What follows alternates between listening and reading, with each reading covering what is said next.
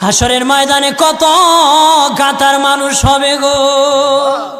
নবী বলেন আয়েশা, হাসরের ময়দানে মানুষ 120 কাতার মানুষ হবে। কয় কাতার? আয়েশা রে, হাসরের ময়দানে 120 কাতার মানুষ হবে। আয়েশা সিদ্দিকা বলেন ইয়া রাসূলুল্লাহ, ইয়া রাসূলুল্লাহ, আমি জানতে চাই আপনার রাসূলুল্লাহর উম্মত কত কাতার হবে? নবী বলেন আয়েশা, আমি রাসূলুল্লাহর উম্মত একাই 80 কাতার হবে।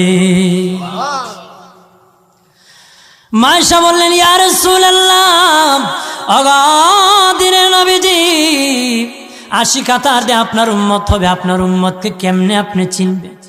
নবী বলেন আয়েশা রে, আমার উম্মতকে 3টা পরিচয় আমি চিনব। 1 নম্বর পরিচয়, আমার উম্মতের কপাল থেকে নূর চমকাবে, নূর চমকাবে। নবী বলে বাবা সাহাবীরাম, অসংখ্য ঘোড়ার মধ্যে যদি কিছু চান কপাল্লা ঘোড়া হয়,